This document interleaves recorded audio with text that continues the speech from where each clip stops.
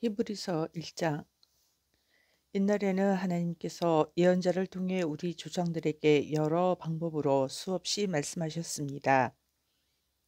그러나 이제 마지막 때에는 하나님께서 그의 아들을 통하여 우리에게 말씀하십니다. 하나님께서는 그의 아들을 상속자로 삼으시고 그를 통해 세상을 창조하셨습니다. 그 아들은 하나님의 영광을 나타내며 하나님의 본성을 그대로 보여줍니다. 능력 있는 말씀으로 만물을 붙드시고 사람들의 죄를 깨끗이 하시는 그분은 하늘에 계시는 위대하신 하나님의 오른편에 앉아 계십니다. 그분은 어느 천사보다도 위대하시기 때문에 하나님께서는 그에게 천사들보다 더 뛰어난 이름을 주셨습니다. 하나님께서는 천사들 중 어느 누구에게도 다음과 같이 말씀하신 적이 없습니다. 너는 내 아들이다. 오늘 내가 너를 낳았다. 또 이렇게 말씀하시지도 않았습니다. 나는 그의 아버지가 되며 그는 내 아들이 될 것이다. 또 하나님께서 그의 맏아들을 세상으로 보내시며 이렇게 말씀하셨습니다. 하나님의 모든 천사가 그를 경배해야 할 것이다. 천사들에 대해서는 다음과 같이 말씀하셨습니다. 하나님께서 그의 천사들을 바람으로 삼으시고 그의 종들을 불꽃같이 만드셨다. 그러나 아들에 대해서는 하나님 주님의 부자는 영원할 것이며 주님의 나라를 공평으로 다스릴 것입니다. 주님께서 옳은 것을 사랑하시고 악한 것을 미워하심으로 하나님께서 함께 다스릴 자로 주님을 선택해서 기름 부으셨습니다. 주님의 하나님께서 그 누구보다도 더 큰 기쁨을 주실 것입니다. 라고 하시고 또 이렇게 말씀하셨습니다. 주님, 이 세상이 처음 시작될 때에 주님께서 땅을 지으시고 주님의 손으로 하늘을 빚으셨습니다.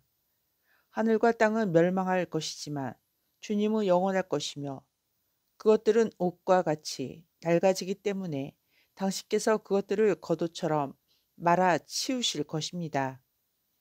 그것들이 옷처럼 변해도 주님은 결코 변함이 없으시며 주님의 날도 끝나는 일이 없을 것입니다. 하나님께서는 그의 천사들 중 누구에게도 이렇게 말씀하신 적이 없었습니다.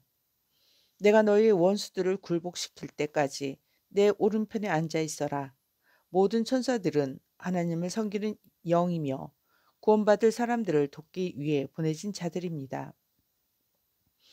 그러므로 우리는 더욱 조심하며 배운 대로 행해야 합니다. 그러면 결코 진리에서 멀어지지 않을 것입니다. 하나님께서 천사들을 통하여 가르쳐 주신 것들 역시 진리입니다. 그것을 따라 살지 않거나 순종하지 않는 사람들은 벌을 받게 될 것입니다. 우리에게 베풀어 주신 구원은 매우 위대한 것입니다. 그렇기 때문에 구원이 중요하지 않는 것처럼 살아간다면 그것 역시 벌을 받게 되는 행동입니다. 구원에 대해서 처음 말씀하신 분이 바로 주님이시며 또한 그의 말씀을 들은 사람들이 이것이 진실이라고 우리에게 증명해 주었습니다. 하나님께서도 기적과 큰 표적과 많은 놀라운 일들을 통하여 우리에게 구원을 가르쳐 주셨습니다. 특히 그의 뜻대로 우리에게 성령의 선물을 나누어 주셔서 구원을 증언해 주셨습니다. 하나님께서는 천사들에게 앞으로 맞이할 새 세상을 다스리라고 하지 않으셨습니다. 성경에도 누군가가 이렇게 말한 것이 기록되어 있습니다. 사람이 무엇이길래 이렇게 중요하게 생각하시며 사람의 아들이 누구이길래 이렇게 귀하게 돌보십니까? 하나님께서는 잠시 동안 그를 천사보다 낮추셨으나 영광과 존귀의 관을 그에게 다시 씌우시고 모든 것을 그의 발 아래에 두셨습니다. 하나님께서 모든 것을 그의 발 아래에 두시면 그가 다스리지 못할 것이 하나도 없습니다. 하지만 우리는 아직도 그가 모든 것을 다스리는 것은 보지 못하고 있습니다. 그러나 우리는 예수님을 바라봅니다. 잠시 동안 예수님은 천사들보다 낮아지셨지만 고난당하고 죽으심으로 영광과 존귀의 관을 쓰셨습니다. 예수님은 하나님의 은혜로 모든 사람을 대신하여 죽으신 것입니다. 하나님은 모든 것을 창조하신 분이시며 그분의 영광을 위해 모든 것을 돌보십니다. 하나님께서는 많은 믿음의 자녀들이 그분의 영광을 함께 누리게 되길 바라셨습니다. 그래서 사람들을 구원하시기 위해 고난을 통해서 예수님을 완전한 구원자가 되게 하신 것입니다. 사람들을 거룩하게 하신 예수님과 거룩하게 된 사람들은 모두 한 가족입니다. 그렇기 때문에 그분은 그들을 한 형제라고 부르는 것을 부끄러워하지 않으셨습니다. 예수님께서 말씀하셨습니다. 내가 내 형제들에게 주님의 이름을 알리고 주님을 경배하러 모인 군종들 앞에서 주님을 찬양하겠습니다. 또 말씀하셨습니다. 내가 하나님을 신뢰합니다. 그리고 다시 말씀하셨습니다. 내가 여기 있습니다. 그리고 나와 함께 있는 사람들은 하나님께서 나에게 주신 자녀들입니다.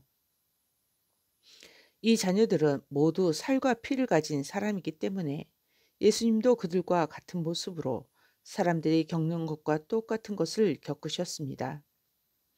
예수님께서는 죽음의 권세를 가진 마귀를 멸망시키기 위하여 죽으셨고 또한 죽음에 대한 두려움에 사로잡혀 사는 사람들을 자유롭게 하기 위해 사람과 같은 모습으로 죽으셨습니다. 예수님이 돕고자 했던 자들은 분명히 천사들이 아니라 아브라함의 후손인 사람들입니다. 그러므로 예수님께서는 모든 면에서 사람과 똑같이 되셨습니다.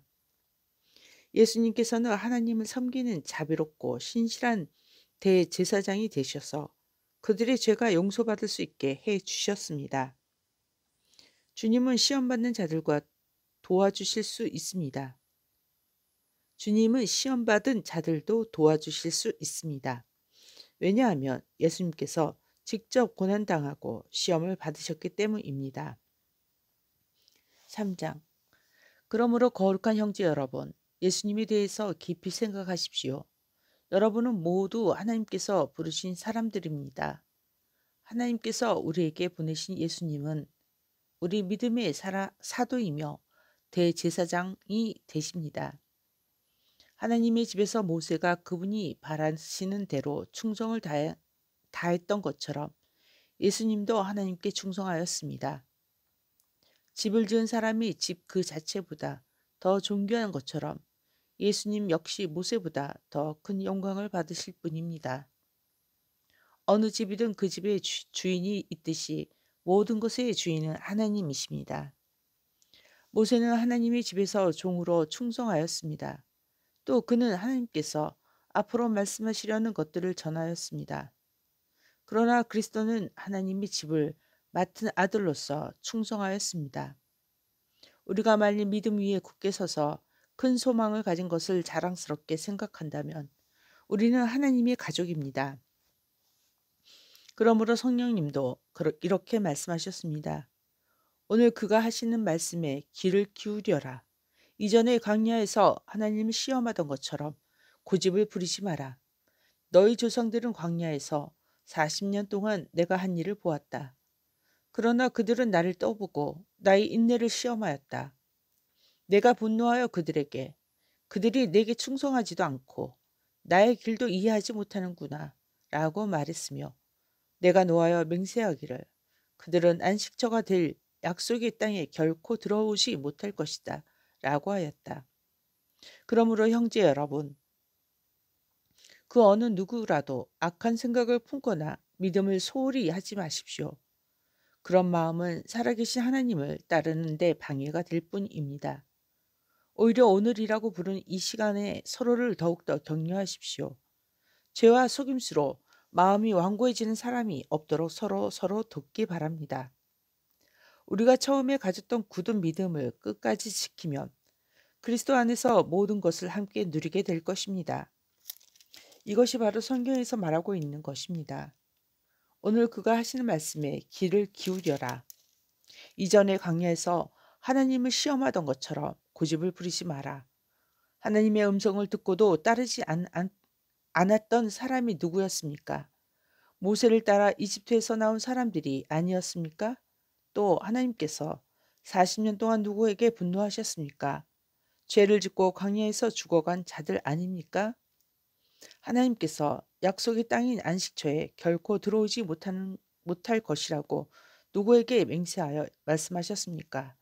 그에게 순종하지 않는 사람들은 두고 하신 말씀 아닙니까?